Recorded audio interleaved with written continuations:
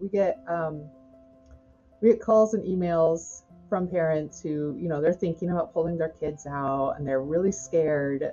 Mm-hmm. They themselves went to school and school did not teach them to have the confidence to raise their own children. And so I'm helping I feel like I'm helping parents to understand that, they help their child learn up until they went to school and evenings and weekends and after. It's a parent who's helping them that whole time. And I'm trying to help parents get that confidence back that they are able to do this, that I can introduce them to other parents who have been doing this for a long time, that there are so many resources available, that there are so many options available. There's so many different ways to do this. And this narrow definition of schooling is one way. Welcome to the Unschooling Lifestyle. In this episode, we dive into the inspiring journeys of two remarkable creators and advocates for children, Kristen Himm and Katy Purviance. They have crafted unique spaces that nurture curiosity, promote self-directed education, and most importantly, respect the voices of children. These environments not only foster a sense of community for parents seeking connection with like-minded individuals, but also provide vital support for those reimagining what a life in partnership with their children can truly look like. Join us as we explore their insights and the powerful impact they are making in the new era of education. Hello, everyone. We have Katy and Kristen, which they have both been part of our podcast in the past, but today we're going to do just a little intro to the unschooling spaces and self-directed spaces that they both have. And how have you guys seen your community grow? So we'll start with Kristen with a little bit of your story and how your needs have evolved, supported the community since you started. What have you seen so far? So that's a fabulous question. Thank you also Thank for you. having me, Julietta. And it's really exciting to be here with you and Katy both. So I love it. that. Yeah, it's really great. So honestly, there was no community in my view. There was definitely a homeschool community in our city before I started, but I didn't know any of them. I pivoted very quickly from being a public school teacher into wanting to serve the homeschool community. But when I started, I really knew like two homeschool families, and I also didn't really think, this is me being a little bit like I don't know, just candid, I guess. I didn't really think about forming community when I started. I had this like, I'm going to start a business. It's going to serve homeschoolers and it's going to replace my teaching income. That was sort of where, and a bonus would be if I could get some friends for my kids because I'm pulling them out of school. And so that was sort of where I was at the beginning. And now I'm all about like, we need to be a community. And we have like, we've formed a community around our space, but now we really need intentionality. And that's where my focus is right now, is being very intentional about the community that we're building and about the shared values and beliefs in the community that we're building. So we've kind of shifted in the 3.5 years we've been doing it. Katy, can you share your thoughts on that as far as your story a little bit? And then how have you seen the community, the needs around your community? I know you're a little newer to the arena, but very strong. Oh, thank you. Yeah, we started September 18th. I would say community building was one of our biggest values right out of the gate. And for people who know my story, it took me 18 months from really getting started to opening day while also working full time in the public system. So yeah, community is very important to me. And the reason for that, it's, I want community, first of all, right? And then I met with parents one-on-one and in small groups and coffee shops for about a year before we opened, just getting to know who is out there, what are people already doing, what are people looking for. And the thing I kept hearing time and time again from mothers was this exact phrase, I am starved for community. And the way that plays out in our co-op is that, parents don't have to stay, right? If your kid is ages 5 and up, we offer drop-off. We're one of the few options in the area that offer drop-off. But what we discovered is that a lot of parents want to stay because they're working on building community, they're making friends with each other, and sometimes they will drop off, but a lot of times they'll just stay and chat with each other, and It's beautiful. It's beautiful. You know, we need this too. How do you bridge the gap between traditional school and self-directed education practices for parents that are like starting out? Because they're so different. And I feel like the deschooling process for to go from one end to the other. Sure. Yeah, it's interesting. I don't think that much about making a bridge across that gap, to be honest. Okay. I don't I'm trying to sort of picture it, but I do get calls from parents like at least a few times a month who are saying, I want to homeschool my kid. You know, we're in the public school system. We want to homeschool. What do we do? Like, we don't know what to do. And because we lean very unschoolish, both Yeah. personally and in our space, our community space, I honestly try not to scare people too much by jumping directly to that, because I think a lot of people are like, whoa, that is not what I was asking, lady. Like, nuh-uh. So, you know, I will talk people through like the legal requirements in our state, because they're usually Mm-hmm. following locally.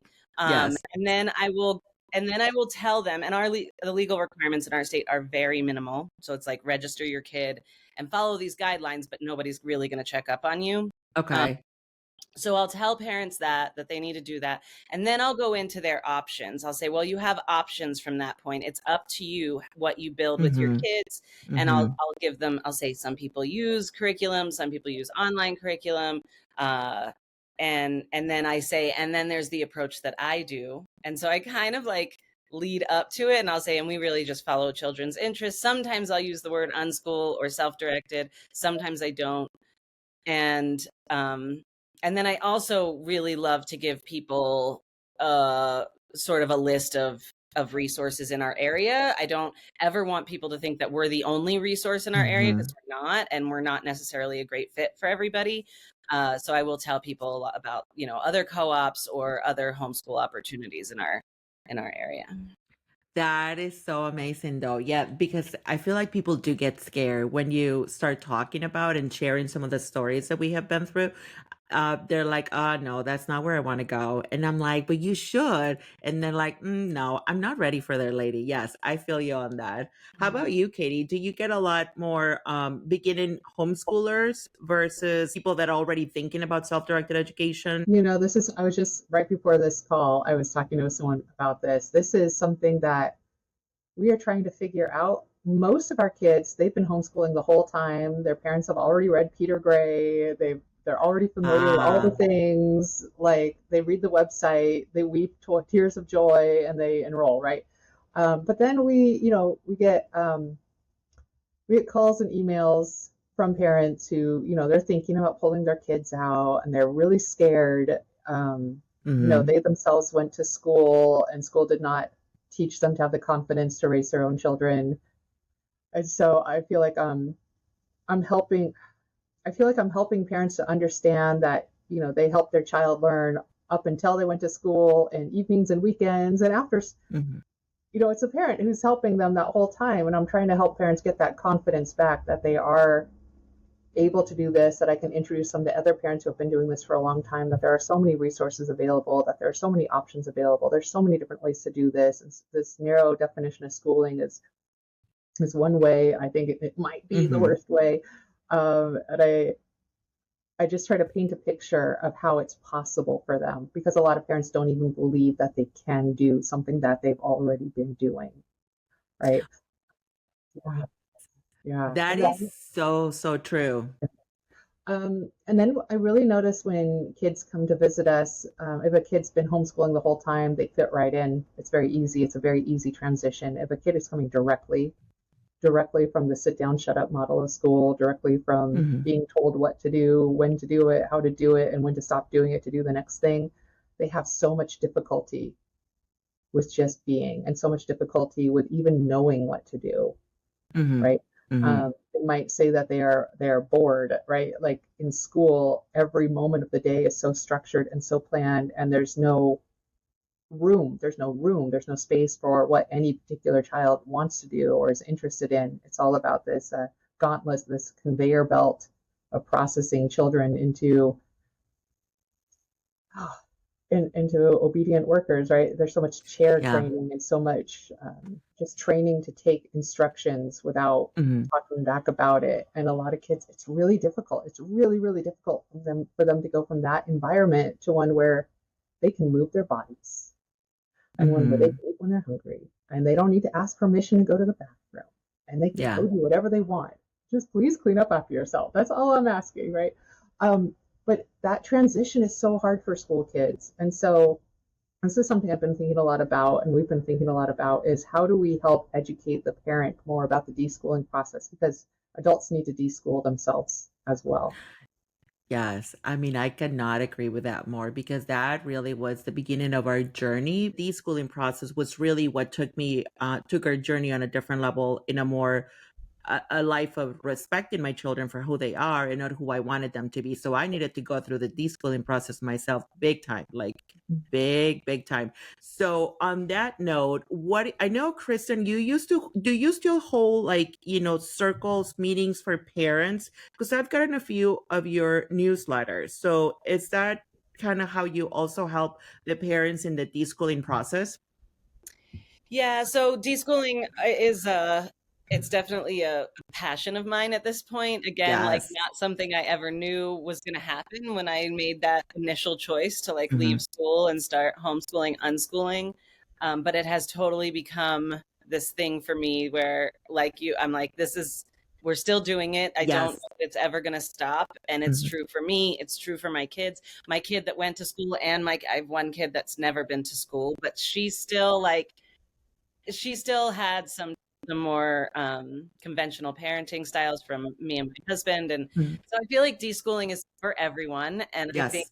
you know, I feel like the older we are in society and the more, adapted to society we are, the more deschooling we kind of need and we'll probably have. But to answer your question, I do host two, I call them unschool parent support groups, Hmm. and we do one in person at our space and we do one online, and people from all over the country come to the online one, which is really cool.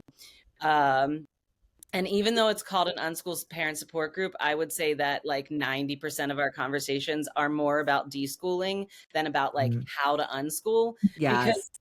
the how to unschool is very much like personalized, and I think it's really informed by our deschooling, if you will, or sort of guided by our deschooling. So yes, I do hold those support groups, and they're free and they're for anybody. So we have parents that come to that are not otherwise involved with our organization. We do have a few parents that come that are also um, involved with our organization, and I would like to see more I would like to see more of our families Mhm. involved in that. I don't, but not all of our families consider themselves an unschool family, Okay. or an SD or a self-directed family or something. So, obviously can't force it. But there are definitely families that come to our space that I think don't fully or even partially embody the philosophies behind unschooling. So. Yes. Oh my goodness. I believe the schooling never ends. I really just think it evolves. And the more I'm in it, the more I know it's like a rabbit hole, but a good one, because it helps me be a better parent. And I have noticed that in the way I have raised my younger son, very different like you from your child that went to school. So it's so different because my little one, he's 5 now and he's into the Minecraft. But I remember when my oldest son was into that, I was all about very rude and just being like, that is just the evil. And we are going to take that iPad away and we are not going to have that. I was very rude. I didn't know how to be a better parent, I guess. I didn't know how to do it. Would I do that again? No. Do I regret it? Yes. Have I apologized? Absolutely. Because it has been part of the deschooling process for us here.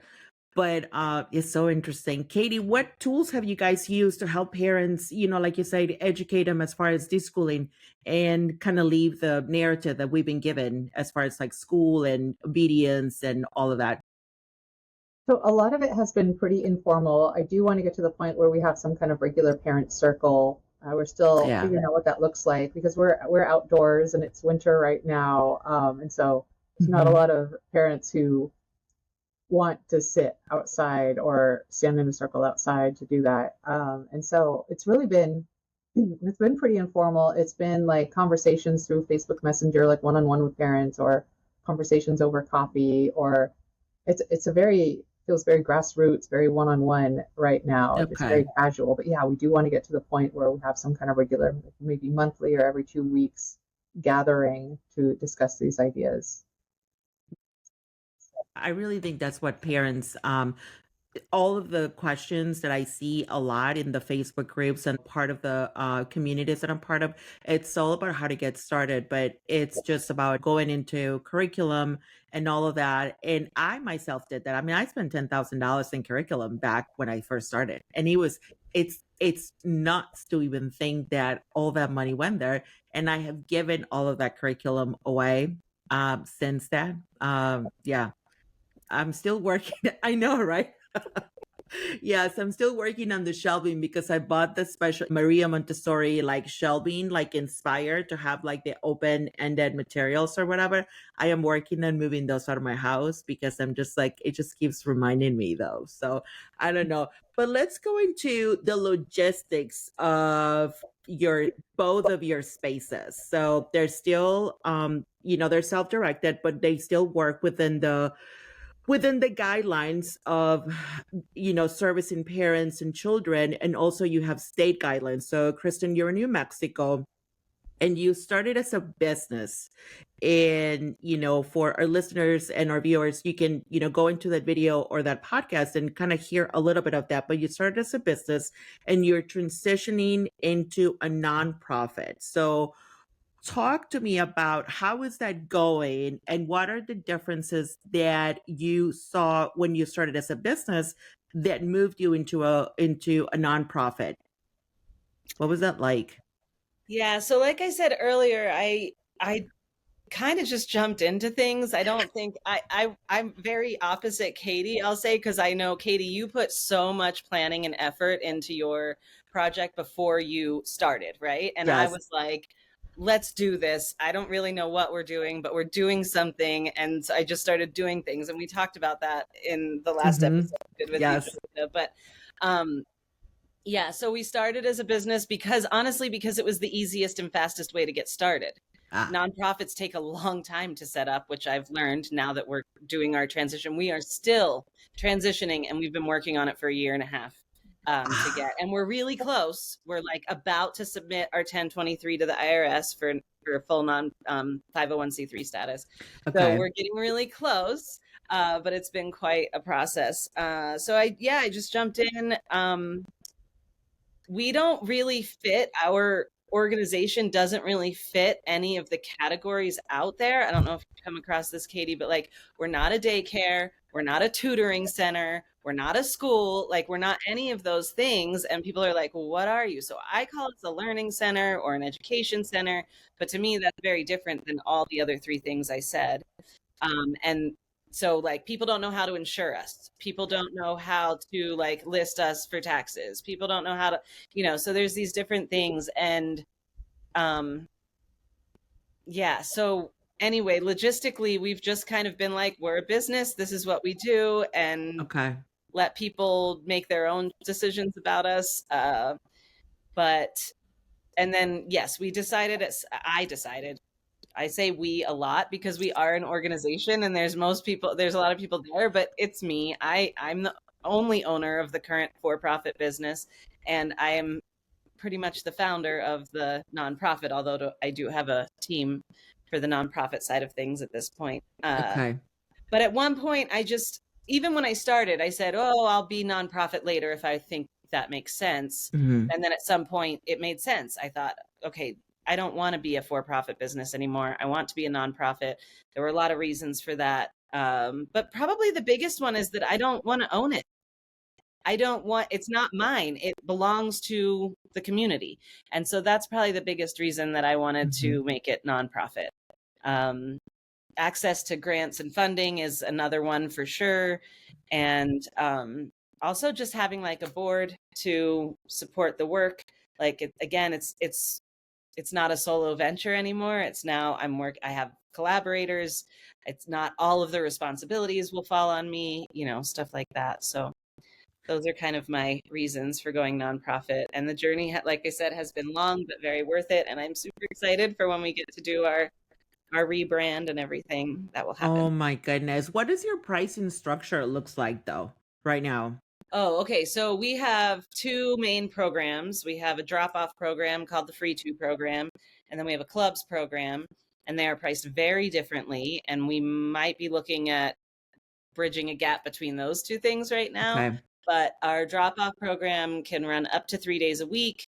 But families can come as little as a half day a week, as much as 3 days a week. If they're in the Yeah. drop-off program, they also get to be in the clubs program. It's just like an added thing. And that pricing, we have for both programs, we have 3 tiers. And we have a top tier where they pay a full amount and have 0 volunteer requirements. And there's a middle tier where they pay a smaller amount and are asked to volunteer a few hours a month. And then the lower tier, where they pay the least amount and have the highest volunteer commitment. Okay. I can talk about why I'm already rethinking that structure if you want. Please do. Yes. And then for a drop off, it is similar to like daycare or private school pricing. It's, 3 days a week is like $5.50 a month for the top tier pricing or something like that. And then we do have like a sibling price too. So parents do get a discount. Okay. And then for clubs, it's very different. They get unlimited clubs for like one monthly price. And again, there's like a 1-child price, 2-child price, 3-child price. So it's like a membership almost, you get to. Exactly. Okay. And that is incredibly inexpensive. So like for 1 child at the top tier, they pay $30 a month and they can come to as many clubs as they want. So we have some families that do clubs, but maybe either want to be doing Free To, but don't feel like they can afford it, or, that kind of thing. But I am rethinking the whole volunteer requirements for lower money. And I did a survey with our community recently, and because I'm starting to have second thoughts about, well, just because somebody's paying less, that means they have to volunteer. Not everyone has the capacity to volunteer. Especially if they consider themselves low income, they may be working really hard and a lot for that low income and not have the time to volunteer. So when I surveyed families, I asked, do you think these two things should be separate, volunteering and paying? But then I asked 2 other questions. Do you think volunteers should get a discount for volunteering? And a lot of people said yes. And then I said, do you think people who pay less should be required to volunteer? And very few people said yes to that question. And so they mean the same thing almost, but they don't. They mean very opposite things. And so I like I said, I've played with our pricing probably every year since we started, and still working on finding like the sweet spot that brings us because I wouldn't call us financially sustainable just yet. We're getting there. But yeah, so I'm trying to bring us to financial sustainability while also meeting the needs of our community. And that is a really tricky thing. I love that so much, though, because that's essentially what I feel I need here in Michigan is just a space that is flexible enough to where you can have a membership and just go in and out. As my kids sometimes they say, well, yeah, we want to do this. And sometimes they're like, oh, you know what? Not today. So, but I understand the financial responsibility because you're still working, with a building, you're still working with, utilities and all of those expenses that are just very much real. And one of the factors of why people choose not to home educate, because both parents have to be in the workplace, yeah, lots of stuff to think about. So I'm really excited. So you say you're pretty close to your 501c3 status, right? Yes. Like how close? Well, we have to submit the application to the IRS. So okay, we're pretty much there. Like we've done all of our work on the application. We've had it reviewed by somebody else. We did not have the means to have a lawyer or CPA draw up the application for us, which is Okay. what people do. But we have great people on our team, one person in particular that has done a lot of work on it. And then we gave it over to a lawyer that we just know to look it over, and they gave us some really great feedback. So now we really just need to do it. Like, we've raised the money we need because it's a $600 fee to Okay. buy. So we've raised that money, and we just really need to sit down and get it in, honestly. And then some people get their response back like within a week or two, and other people are waiting months or years. So we just don't know how long it'll take to get the approval that we need from the IRS. Oh my gosh, I'm so excited for you. And I really hope it's like 1 to 2 weeks though, because it'll be super helpful. So, I'll go over to you, Katy. So where are you guys? Because you're almost on the same line of wanting are going to be a nonprofit, but also you're in a different state. And I really think that's very, very important because you also have some news. So let's start. What was your initial status when you started the co-op? Yeah, we started as an LLC, and I Okay. want to kind of echo a lot of what Kristen said, as like, with insurance, like a lot of insurance companies, they don't know what category to put you in, right? And so that's tricky, but we got that figured out. One thing I tell people, I have people who reach out to me from around the country asking for advice. I'm like, everything starts with what state you're in. Please don't just Yeah. copy me if you're in a different state. I'm in Washington. If you're in a different state, you have entirely different rules, right? And so one of the reasons why our process took so long is we are the only outdoor self-directed education in the state, right? We pioneered, there was nobody else to like ask, how do you do it, right? It was kind of like, we do have 2 other self-directed schools on the west side near Seattle. They're indoors. They have approved school status. They're private schools. They've been around for decades. So that's, a different rule set a little bit, but kind of the same. And then there was also learning about daycare law, like what precisely counts as a daycare and what precisely counts as homeschooling law. One of the first people I called was the Homeschool Legal Defense Association in Virginia, and I told them exactly what I wanted to do. And they said, if you were in New Jersey, all you would need is a business license. You could open tomorrow, but this is illegal in Washington. So it was a big journey to figure out what is legal in Washington, right?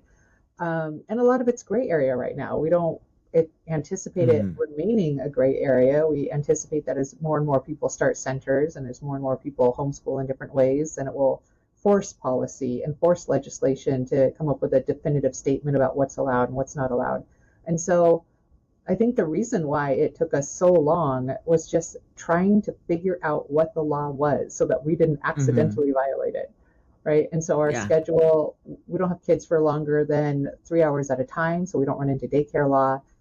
Kids can come for 1 to 5 mornings a week or 1 to 5 afternoons a week or 1 full day or 2 full days, because the best that we can figure out with homeschool law in Washington is that, so it's only the parents and nobody else who is allowed to technically homeschool. Like, I'm a certificated teacher. In other states, it's called a licensed teacher.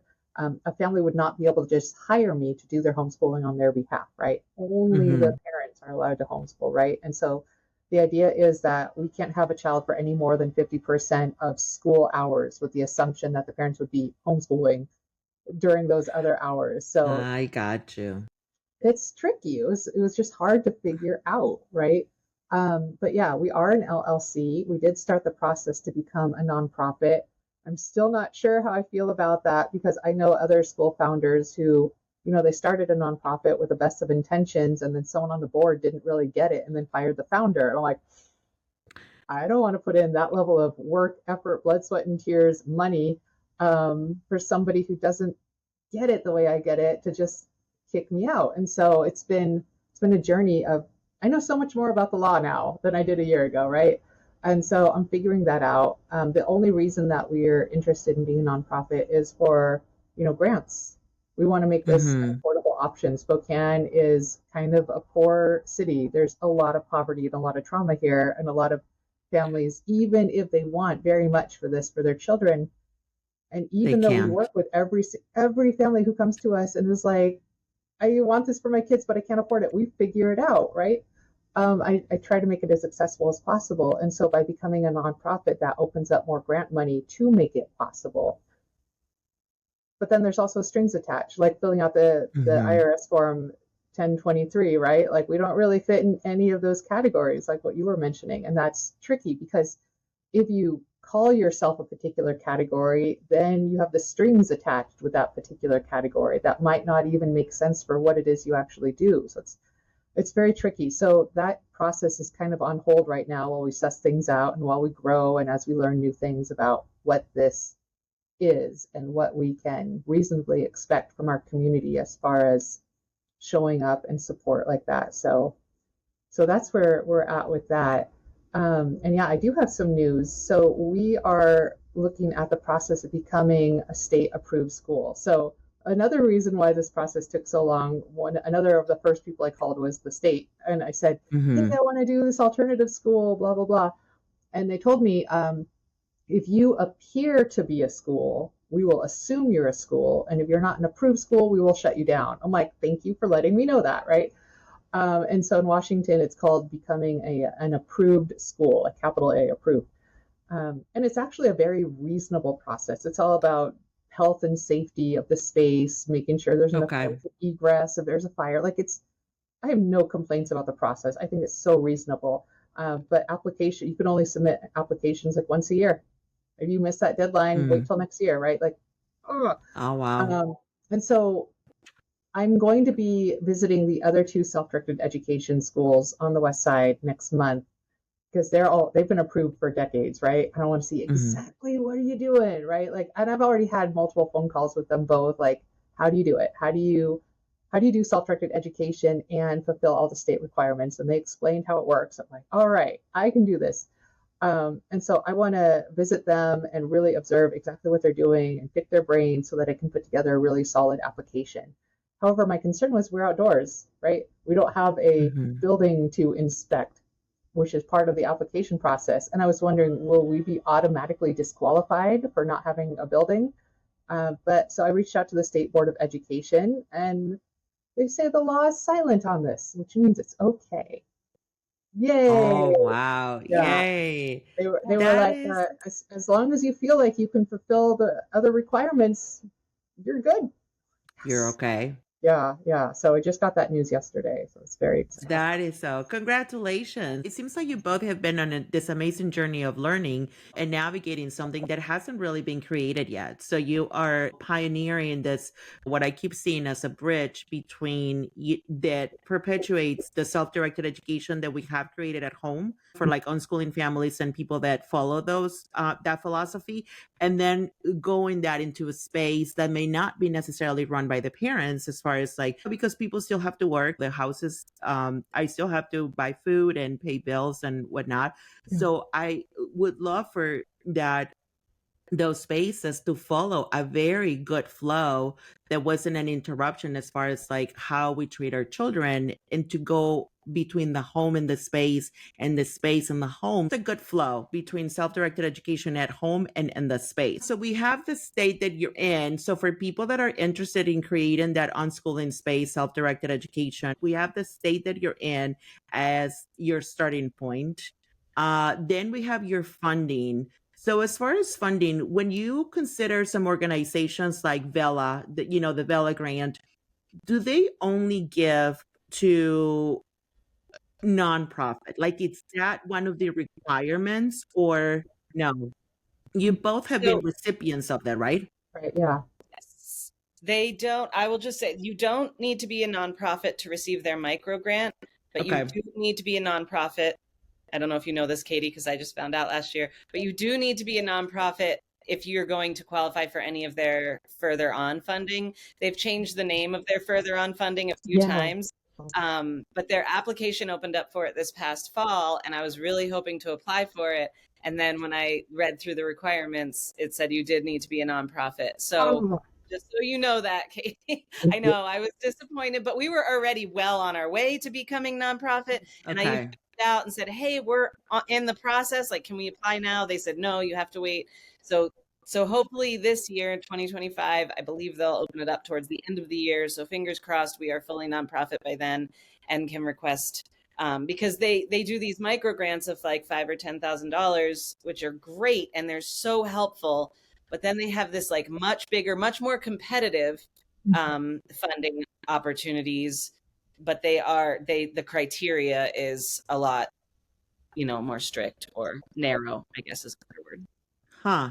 Yeah, yeah. I just got the grant this past, like I applied last April and got it over the summer, the first tier. And I think when I applied, they still had the second tier was $250,000. But by the time I got the grant, just a couple months later, by the time I received the money, they had changed it to it was $150,000 and then also a loan program as well. But They yeah, do have a thank loan. you for that heads up about the nonprofit status. I did not know that. No, That is so interesting. Now, when you go again to funding here in Michigan, some of the there's a like a co-op. It's called Homeschool Connections. Some of the funding that in the state can apply towards some of the classes, but obviously there's like strings attached to the money. Does your families have access to perhaps state funding that could go towards your space? Like the money stays with the child, like the education taxes that we pay. Like they do, I think it's in the state of Iowa. And let me look at this because I think I wrote it Florida has that down. as well.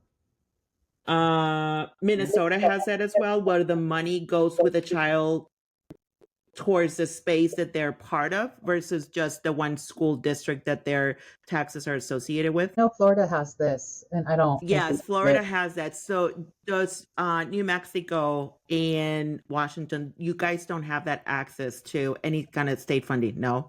No, we have nothing like that here. In fact, apparently Arizona has something because since we're neighbors, people often move from Arizona to here and then they ask, where's the funding? And we're like, there isn't any. You're on your own. Your district doesn't need to give you supplies or anything, like nothing. So yeah, I mean, we don't have much oversight, and a lot of homeschool families say, well, with money comes oversight, and we Yes, don't want the oversight, so we're I fine with agree. the money. Hmm. But in reality, you know, I think if there was an option for it, there are plenty of families who would take advantage of it, and it would be beneficial for us because they could potentially use it at our space. I mean, depending on what the requirements were to be an approved recipient of that money. Recipient of the money. Yes, I definitely follow under I don't really want any and not necessarily the oversight. Like I don't want to have to be required to do something that I am not really supportive of. And there's nothing like that in the state of Washington either, right, Katy? For you No, not guys? that I'm aware of. What Washington does instead is they create a lot of different educational options within the public school system. So they have different programs that try to catch, for lack of a better word, students who are struggling at different ages, different programs, parent partnership programs, so that homeschoolers can still come in so many days a week for, more traditional instruction. Or there's a program called Open Doors for kids who are in danger of dropping out. And then there's a program, Alternative Learning Experiences, where it's like the same state standards, but held off-site from the school. So there's a lot of different options they've come up with to try to fill that gap, but we haven't gotten to the free money for homeschoolers part of this story. I think you both are pioneering a road for other people, other spaces to start. Do you apply for grants from different foundations, even as a business? Or is that not an option at all? I've applied for some grants that are for-profit businesses. I don't think no, we haven't received any yet. Well, we did get a grant from our city back at the beginning, when we first opened. That was definitely like a COVID relief thing that was going on. Okay. And we started like just in the nick of time to be eligible for it. So that was great. And it was for anybody. It was for profit, nonprofit. And I've applied for some for-profit grants, but haven't received any. Yes, that is, yeah, definitely the money. It sounds like the logistics are in the work. You're both are recreating what it looks like to be a space for children, for what education can look like. Now, let's talk about some happy stories. What are some of the stories or maybe interactions that kind of keep you going? Because you have both put in an incredible amount of work, time, money, effort into building the spaces. So what are your happy moments that you'll look back when things are just a little bit tougher, like it sometimes happens, So what are your stories, Kristen? The happy stories Oh, for you? I mean, it's hard. First of all, I don't know if I want to talk about specific stories, but True. Yeah, no, you don't have to. yeah, but I mean, it's all the little things. I'm really all about like, focusing on the little things. So it's great to see kids um, progress and change in our space. It's really neat to see their growth. And it's also really helpful for me personally to look back and see the growth of the whole thing. Mhm. Like I said, when I started, I knew two homeschool families, and now I know so many homeschool families, and some have come into our space briefly and then left, and some for different reasons. Some have been with us for, a few years at this point, almost from the beginning, which is really amazing. The friendships and connections that I see amongst the kids are fabulous. We have I can't even really take credit for this one except for providing the space, but we have two parents that started a teen group um, about a year and a half ago, and it is our most successful. It is our most attended club, and so there's like 20 plus kids in that teen group. Um, and for the most part, they meet for 2.5 hours at night every week, and they have just formed such a great little community of teens in the homeschool group and in the homeschool community in our city. And it's really, we actually had to close it to more people because they're like, we're about as big as we want to be. Yeah. And so I'm like, well, should we start a second version of this, because we have more people still asking for it and stuff like that. So I think our teen group is one of the things I'm most excited about. But again, just our overall growth and all of the changes that we've experienced, just the evolution, I guess. It's been quite an evolution for us. I love that. What about you, Katie? What keeps you going? Oh my gosh. Well, I want to say the biggest thing for me is just seeing what the kids discover when they have the time, space, materials, and support to do so. Things that I never saw in the public school system, right? Where we're outdoors, we have this huge straw bale pyramid and other like 8 foot long straw bales and all this like enormous pieces of scrap wood, and they're just free to do whatever they want with.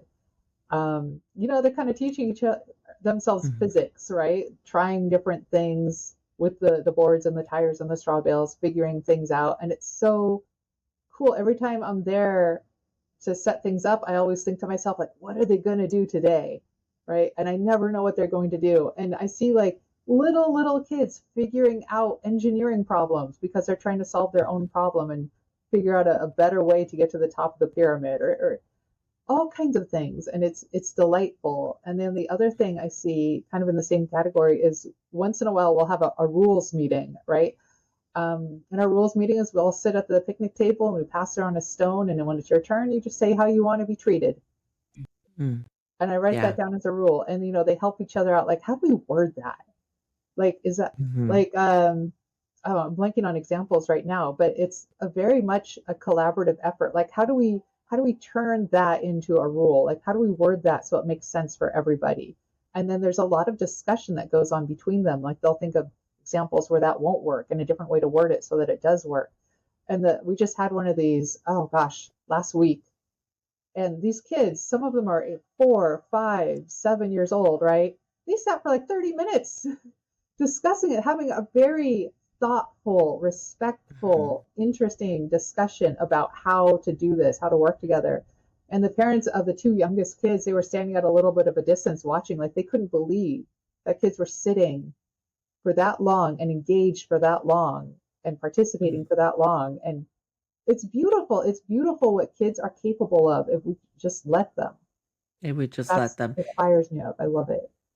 Yeah, that is so interesting that you said that, you guys talk about how you want to be treated, because often when we go into the school system, we are taught how to treat others better than we treat ourselves, and how to ignore our needs on behalf of others, being the teachers, being the system itself, the classroom. So you are constantly being told to ignore your needs to be able to satisfy other people's needs. So to go back to that, I feel like that's what I've been working as an adult and also in my family, for us to go back to that innate knowing of what we need and how we want to be treated. And as a result, then we end up giving that back to our people. You guys are such an inspiration. Now, tell me, how do you see? I don't want to say a prediction. All of us talked about the shift that we see in the alternative education movement, respectful, peaceful parenting, unschooling, all of that. People are finding out what works for them. What do you hope to see, or what are you seeing that you're like, oh, I'm thinking about 5 years, this will be more common? Like, what are your thoughts and predictions, hopes, inspirations? Let's share all of that. 'Cause- Uh, ah, I would love to see our public school system like, radically transformed and to offer, more self-directed Mhm. uh paradigm, like a more self-directed shift.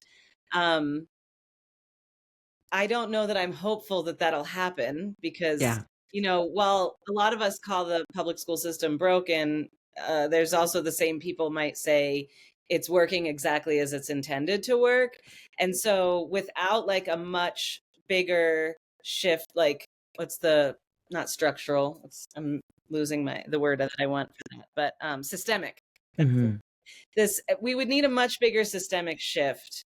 Um, to see that happen in public schools. I do think there's signs of it happening, in the teacher shortage. There's so many of us that are going, this is not how I want to work with children. And this is not a healthy way to work with children.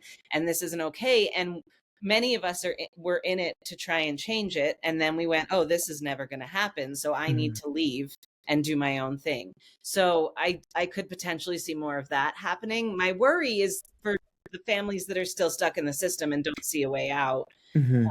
But the more centers we can create, the more spaces we can have, the more aware people will hopefully become. And so it's not just teachers leaving, of course, it's families leaving as well. Yes. And maybe enough people will leave from both sides, the teachers and the students, that at some point somebody will wake up and say, oh, we need to get these kids back here and these teachers back here. And the only way it's going to happen is to make some really, really big changes. So. Yes, let's put it out into the universe. I always tell my son, I'm like, when you speak into the universe listens. So I'm hoping that that will happen. What about you, Katy? What do you see, or what are your hopes, dreams, inspirations for, this shift that we all see happening? My biggest hope is for children to get the respect that they deserve as human beings. Hmm. Like the end, right? Yeah. I when I had my parent meetings, I would say like I hate how schools treat kids, and then I realized, oh, the word hate is turning people off, and so I switched that to I'm not okay with how schools treat kids, and everyone can relate to that. Everyone has something about school that they're not okay with. Um, Hmm. I'm not okay with them being treated like second class citizens. I'm not okay with like the number one cause of violence or death among young people is violence, and number two is suicide. There's a huge mental health crisis among our young people. I'm not okay with any of that. My hope is that people see children as real human beings and treat them as such. I see children as my greatest teachers. I wish there was a Yes. school adults could go to learn from kids on how to play again and how to be joyful again. Hmm. Hmm. That is so true, though. Yes, I wrote something in a few months back or something that kids are our greatest cosmic teachers because they truly are. I mean, there is not one day that I go without learning something from my children about how to just be present and how to not make something that is not the end of the world be like make me feel like it's the end of the world. They'd be like, it's not the end of the world. And I'm like, well, what do you mean? Like, and I'm like, oh, it really isn't. Things just come and happen. So as we move to closing, so we talked about the state that you're in. For those parents or teachers that are inspired to open up a space and kind of make this bridge just so much wider with options for families. So we talked about a state. We talked about funding, how right now the funding and the insurance, all of that, it's still really a gray area because people haven't define the categories because we love putting everything in categories. We cannot just be. So So there's still some of those things that we're working through. What are some of your words of wisdom for those people, or, teachers, families that are, maybe getting together and be like, we just need to create something here. Like, I would love to create something here in Michigan, right? For our Michigan families, which we have a large homeschool community. But beyond the state regulations and some of the funding, what are your words of wisdom for people to be inspired and kind of jump in? Like I would be like Kristen, jump in and just do it and learn along the way. Or for some people that are like Katy, that are like more research, kind of thought out process about starting a place. How about you, Kristen? What are your words of wisdom for them beyond what we share about the state and the funding? I guess I would say, like, don't be afraid of failure. I think Mm. that's why a lot of people don't start, because they're like, well, what if it doesn't work? And it's like, well, but what if it does? It's that whole like, what if you fly kind of metaphor. So, if it doesn't work, it doesn't work, and you can always try again or not. You can just realize like, okay, that wasn't the project for me. But what if it does? And what if more people come? And what if, all of those amazing things? So I guess that's my like, do it scared is kind of my word. Yes, it is scary though. How It about you, is. Katy? Oh gosh, one thing I hear myself tell people is that if you see a problem, that means it's yours to fix, right? And so if you have a problem with your children's school or any of it, every person's journey is going to be different. Every person's center is going to be Mhm. different. It's all going to be kind of on the ethos and values of the founder and the reasons why it's founded. And so if you're thinking about starting a center, it might look very different from mine, or very different from Christine's, or very different from anything else that's Mhm. already existing. But I Yeah. would say, trust that if you see a real problem in your community and you're really trying to fix it, trust that you're not the only one who sees that problem. And if you fly up your flag and see who else salutes it, right? Because there are other people out there who are waiting for someone like you, who will Yes. join you and who will help you, but they never will if you don't get started. Oh my goodness. That is so, so powerful though. So thank you both so much for being here. I want to close up with, how can people support you? So if people are listening right now and they may not have children anymore. Like, I hear a lot of support from people whose children are now grown, and they say, I wish this would have been available to us in the past. So, and a lot of people are always willing to help and support. How can people support your journey to make it a little bit better, and so you can reach more people? So for us, my organization is called ABQ Homeschool Connection. We will have a name change at some point, but I'm not allowed Okay. to share it yet. Okay. Um, but for now, you can find us on Facebook. You can follow us there. We're also on Instagram. But I think our presence on Facebook is a little bit bigger. And then, if there's unschool families that want support, we have that support group that I mentioned that's monthly, and people are welcome to reach out to me to get on the mail list for that. And then if anybody wants to donate financially, I will say we are not a 501c3 yet, so your donations are not tax deductible just yet. But we still do have a donations link on our website, which is Yes. homeschoolconnection.com. So if you want to send us some money, we will gratefully take it and put it to good use. But otherwise, just follow our page and share what we're doing so that other people can know about it too. Because I think just more awareness out there is really what's most important. Yes. I love that. How about you, Katy? How can people support you? Kind of the same thing. I just want more people to know that we exist. And so we're Hmm. we're the Spokane Learning Co-op. We have a Facebook page. We have the Friends of the Spokane Learning Co-op Facebook group. We have our mailing list from our website. The more that people can just plug into what we're already doing, and sharing what we're doing, and talk to others about what self-directed education is, and talk to other people about what we're doing, Hmm. that really helps us. That word of mouth is so helpful to help us bring more families in. And then also by staying in the loop as we go along and move towards the process of becoming a full-time K through 12 option, we're really going to need that support. And so, Hmm. sign up for the mailing list. It's at www.spokanelearningcoop.org. Find us on Facebook, Spokane Learning Co-op. Reach out to me, be my friend. I don't know. It's fun. I love it so much. Thank you so much for being here, for sharing your journey and kind of where you're at in the process. I really hope people are inspired by your dedication, by just jumping into, I don't want to say unknown, but just really building a different paradigm than what we're used to. And that really does take courage. So thank you both again for being here. For everyone out there, please remember that your time is precious. I hope you're making it count. See you next time. Thank you. Thank you for joining us today. If this episode resonated with you and you'd like to support our guests, be sure to check out the links to their groups provided in the show notes. We'd also be grateful for your support by sharing our podcast and leaving a review on your platform of choice. To stay updated, subscribe to our email list at theunschoolingLifestyle.com, follow our YouTube channel, or join our free Facebook community. Your engagement helps us continue to spread the message of living a life of partnership with our children. Until next time, please remember that your time is precious. I hope you're making it count.